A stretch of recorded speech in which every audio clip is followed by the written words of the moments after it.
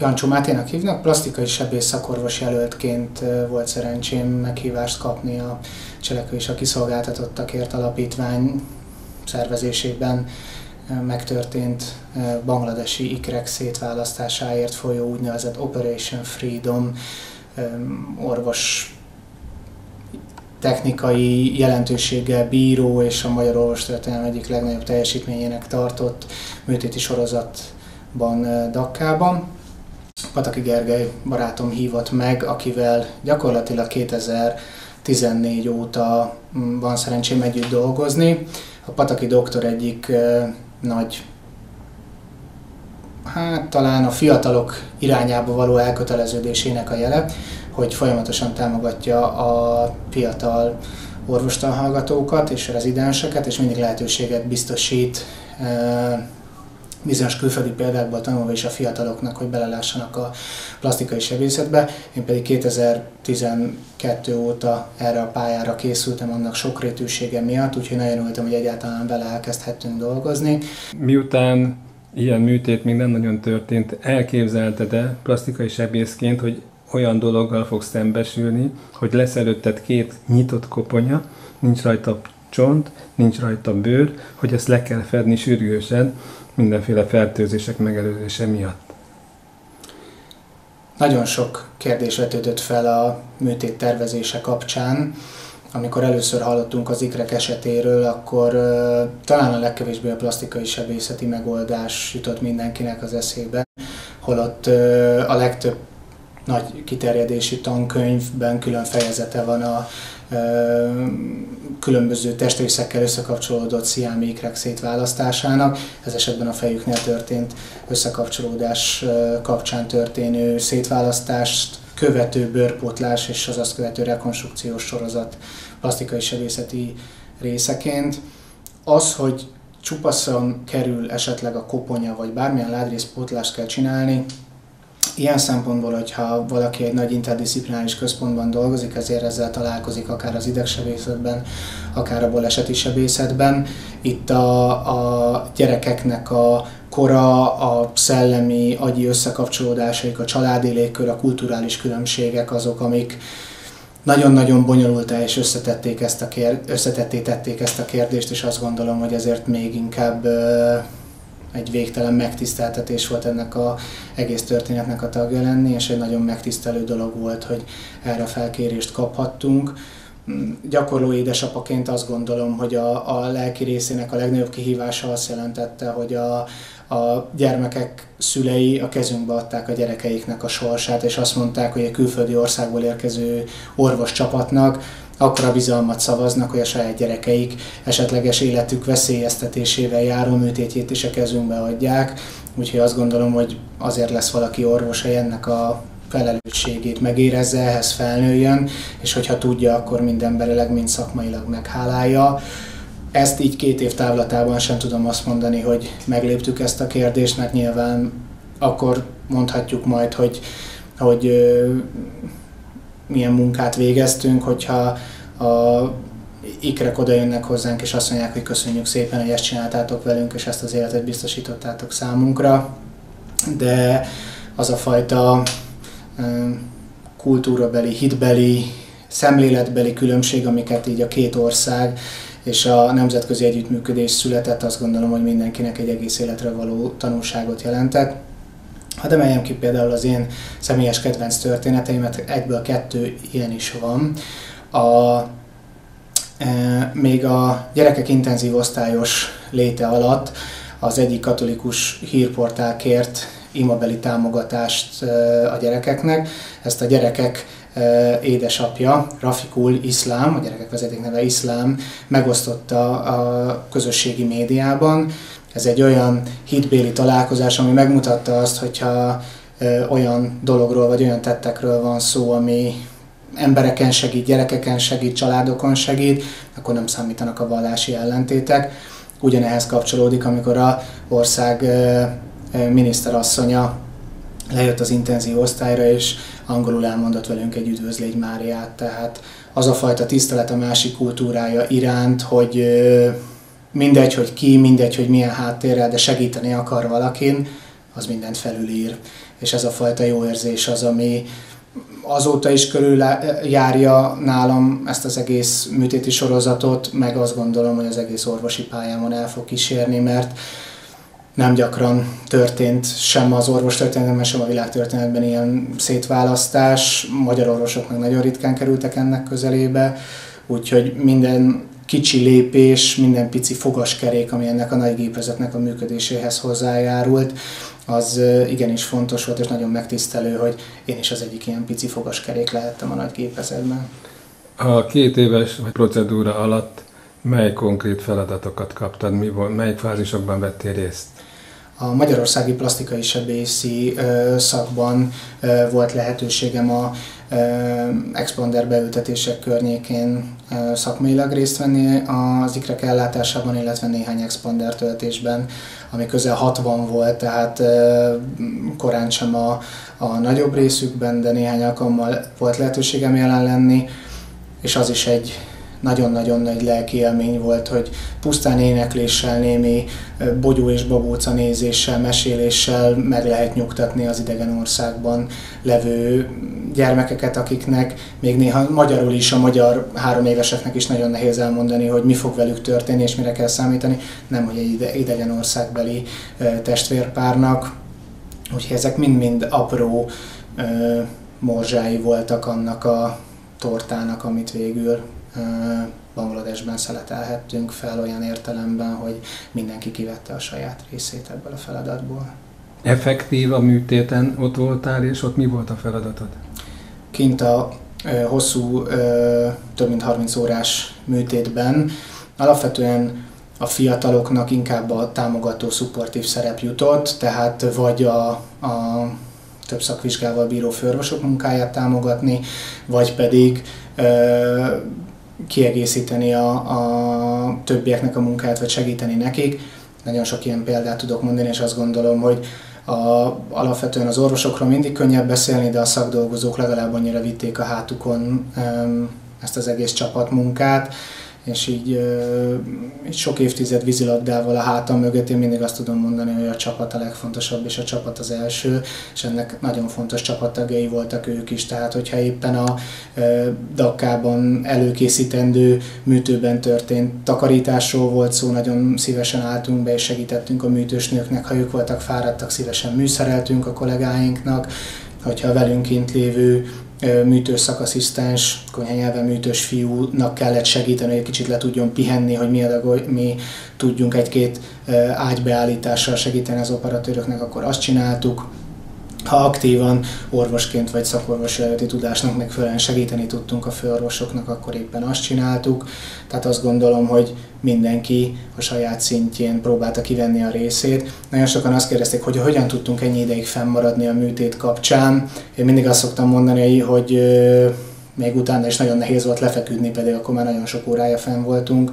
mert az, hogy élőben az ember részese egy ilyen dolognak, az egy olyan mértékű adrenalin löketet ad, hogy kés csoda, hogyha éppen az alvás gondolata eszébe jut, mert egyetlen képkockájáról se szeretne lemaradni, és hogyha csak egy hideg izotóniás italt tud vinni, mondjuk az éppen operáló idegsebész vagy plastikai sebész főorvosra, akkor pont ugyanolyan fontosnak érzi magát, mint hogyha éppen a tekervények között navigálna, úgyhogy egy nagyon fontos és jó lelki pillanata volt a csapatmunkának a megélése. Én feltételezem, hogy a plastikai sebészet inkább a műtét után kapott nagyobb feladatokat ugye a rekonstrukció elvégzésében, és gondolom itt még nem is nagyon volt szó az esztétikai részéről. Mind az előkészítésben, mind a nagyműtétben, mind pedig az utókezelésben ez egy kéz a kézben történet. Az invazív radiológia, az idegsebészet és a plastikai sebészet között. Ugye a Hudák főorvos úr tette lehetővé egyáltalán a fő érpálya szétválasztásával, hogy egyetem tervezhető legyen a műtét. Aztán gondolni kellett arra, hogy amikor majd a két gyermek a saját lágy része nélkül van, azt hogyan pótoljuk, ez volt a plastikai sebészeti rész, és nyilván az idegsebészeti rész a konkrét szétválasztása az összenőtt agyrészeknek. és mint minden interdisziplináris munka konkrétan a műtétben, miután előkészítettük ezt a speciális szövettágítókkal előkészített fejbőröket, hogy utána be tudjuk őket fedni a megtervezett lebenyekkel, amelyhez a legmodernebb technológiákat sikerült felhasználni, és az önszerepünket nem kisebbítve, de azt gondolom, hogy ez kellett az, hogy 2019 legyen, mert 10-15 évvel ezelőtt, a 3D nyomtatás előtt a Valálik főorvos úr által fémjelzett funkcionális pályavizsgálat nélkül sokkal nehezebb lett volna a műtét, illetve kevésbé megjósolható az eredmény. Úgyhogy a hihetetlen mértékű szakmai előkészület, a nagymértékű technikai fejlődés és az egymás mind emberi, mind szakmai tisztelete együtt kellett ahhoz, hogy kéz a kézben a különböző szakaszokat váltogatva,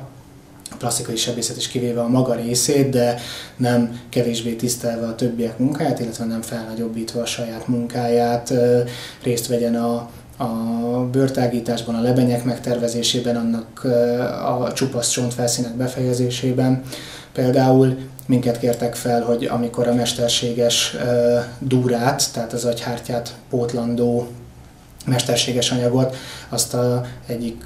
kollégámmal, Kuros Csaba kollégámmal készítettük el és vartuk össze, mert arra volt szükség, hogy nagyon precízen illeszkedjen, miközben az idegsegészek éppen mással voltak elfoglalva, vagy ugyanígy a Fekete főorvos úr által előkészített koponya rekonstrukció, ugyanis a műtét közben is volt szükség arra, hogy közben szétválasztott csontdarabokból egy olyan hátsó támaszték szülessen,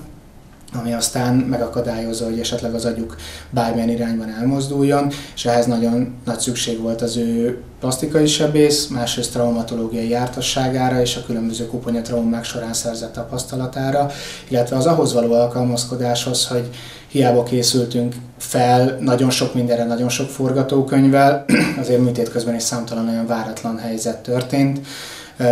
amire nem tudtunk felkészülni, legyen az egy másikban történő koponya szétválasztás, vagy az ikrek nehezen tervezhető, a műtétig eltelt növekedési ideje, amikhez mind a helyszínen kellett adaptálni, de azt gondolom, hogy ezt sikeresen megoldottuk, és a váratlan helyzetekben is a csapatmunka fémjelezte a munkánkat teljes egyetértésben. Feltételezem, hogy ezeknek a pici gyerekeknek azért nem volt egyszerű dolog ezeket az egyre növekvő dudorokat viselni, ráadásul a fejükön. Még gondolom az alvásban, meg egyéb dolgokban is korlátozták. Az nem volt opció, hogy esetleg másik testrészen növeszteni a bőrt és onnan átültetni, vagy ne adj Isten donoroktól venni az átültető anyagot? Az a baj, hogy felmerült ugye a kérdés, hogy máshonnan lehetne pótolni a hiányzó lágyrészeket. Ez praktikusan a fejbőr jelentette, illetve mindig a plastikai sebészeti alapelvek mentén a lehető leghasonlóbb anyaggal próbáljuk a lágyrészeket pótolni, azonos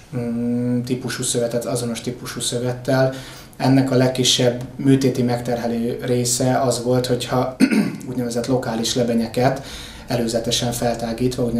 bent beültetett szövettágítókkal, úgynevezett expanderekkel végeztük el, és gyakorlatilag minden egyéb opció csak pluszban növelte volna az amúgy is számtalan rizikót tartalmazó műtétnek a sikertelenségi faktorát, tehát a legkevesebb rizikóval az járt, hogy sokkal fáradtságosabban, több kitartást igénybe véve, de naponta kis megterhelést jelentve szépen lassan tágítsuk fel az ő fejbőrüket. És érdekes módon a felnőttek sokkal rosszabbul élnek meg egy ilyen szövettágítást, hogyha bármilyen baleseti vagy egyéb okból heget kell rekonstruálnunk. A gyerekek ezt valahogy jobban viselik, és nagyon jól játékosan tudják felfogni. Ebben az esetben pedig a testvérpár ugye egymáson is érezve és tapasztalva azt, és erőt merítve a másikból, hogy milyen jól viseli a másik, tehát azt kell mondjam, hogy példaértékű volt. Egyrészt, hogy hogyan viselték a gyerekek a fejükben folyamatosan növekvő és táguló expandereket, illetve hogy a körülöttük levők a családjuktól kezdve a plastikai sebészeti csapaton át a gyermekpszichológusig hogyan segítette őket ahhoz, hogy ezt hosszú ideig jól viseljék. Apaként neked melyik volt a műtétsorozat legmeghatóbb része? Ha nem csak orvosként, hanem apaként is szemlélem a dolgot, ami talán a legnehezebb volt számomra a lelki feldolgozásában, akkor mindenképpen a legnagyobb nehézség az volt, hogy a gyerekeket beengedték a műtőbe úgy, hogy nem tudták, hogy pontosan mi fog történni, mert talán csak a Jóisten tudta, vagy talán ő se teljesen, hogy mi fog történni, és hogyan lesz ennek az egésznek a vége. Tehát azt gondolom, hogy szülőként azt megélni, azt a bizalmat megélni, hogy a saját gyerekeiket a kezünkbe helyezték. Nekem biztosan ez volt a legnehezebb, hogy idegen emberekben annyira megbízni, hogy a gyerekeimmel jót fognak tenni, és jobb lesz a gyerekeim élete a nagyon rizikós, hosszú beavatkozás után, mint előtte volt, vagy amilyen később esetleg lenne. Meghatódtál?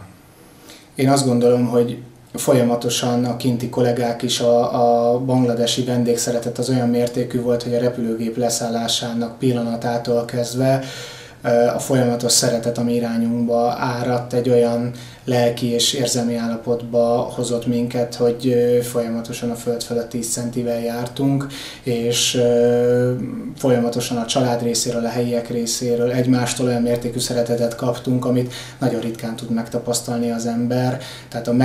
meghatódottságot nem is egy pillanatszerűen értelmezném, hanem egy folyamatos elnyújtott tengelyen. Kint egyébként az ikrek műtétje mellett végeztünk egyéb műtéteket is, mert folyamatosan zajlik a plasztikai sebészek kinti képzése. Tehát nekem volt alkalmam asszisztálni, meg egy-két technológiát megmutatni égett pacienseknél, illetve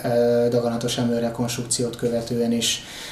tudtam segíteni a kinti kollégáknak. Tehát azt tudom mondani, hogy habár a misszió célja az ikrek szétválasztása volt, azért ez egy régebb óta meglevő internacionális kapcsolat a alapítvány és a bangladesi nép között, és ezért ez egy régóta tartó folyamat, aminek keretein belül folyamatosan próbáljuk a tudásunkat átadni, hogy még jobb ellátást tudjanak biztosítani a helyieknek. Most így 2021. szeptemberében még mennyi munka van hátra, amikor azt mondhatjátok, hogy teljesen elvégeztétek a feladatot, és hogyan értékeled ezt az egész akciót, ezt a küldetést? Nagyon sok munka van még továbbra is, hiszen a gyermekek folyamatosan nőnek, ezáltal folyamatosan biztosítani kell a bőrtágulékonyságát, hogyha az bármikor esetleg megrekedne egy bizonyos szinten, a csontoknak a tágulását, a megfelelő csontpótlást. Tehát azt gondolom, hogy a mi munkánk talán akkor érhet véget, amikor elérték a végleges fejméretüket és testmagasságukat, és az, hogy mikor élik el a végleges értelmi szintjüket, vagy érzelmi szintjüket, tehát a felnőtt korba lépés az egy mérföldkő lesz, vagy egy meghatározó lépés, de azt kell mondjam, hogy remélem, hogy sose ér véget a munkánk olyan szempontból, hogy ez a kialakult szoros kötelék, azt gondolom, hogy semmi nem tudja ezt felbontani, vagy meggyengíteni, úgyhogy bizonyos szempontból azt tudom mondani, hogy szerintem sose fog véget érni a mi kapcsolatunk a ikrekkel és az ikrek családjával. Szemberben egy ilyen hosszú utazás kapcsán, ami mind fizikai, mind földrajzi, mind lelki értelemben megtörténik, azt gondolom, hogy a lenyomat a lényeg, amit utólag hagy az embernek a lelkén, és ez a mai napig pozitív, bármi egyéb történés is legyen a háttérben. Nagyon értékes embereket ismerhettünk meg, legyen az a műtéteket lehetővé tevő és előkészítő boncmestertől kezdve a műtőssegéd, műtősnő kollégákon át az orvosokig, a utazást lehetővé tevő és szervező alapítványig. Azt gondolom, látva azt külföldi kongresszusokon, hogy milyen szervező munka zajlik, tartom azt a véleményemet, hogy a alapítványon kívül ilyen minőségben egy idegen országban, a maximális biztonságban, folyamatos katonai kíséret mellett ezt senki nem tudta volna jobban megszervezni. Tehát mikor arról beszélünk, hogy milyen munkát hajtottunk végre, gyakorlatilag arról kell beszélni, hogy milyen sok ember vitte a zongorát, hogy mi játszhassunk, az pedig nagyon sok volt. Úgyhogy a mai napig nagyon jó a kapcsolatunk egymással is. Tudom azt, hogy ha Pécs fele járok, akkor az altató orvos kollégákhoz kell beköszönni. A idegsebész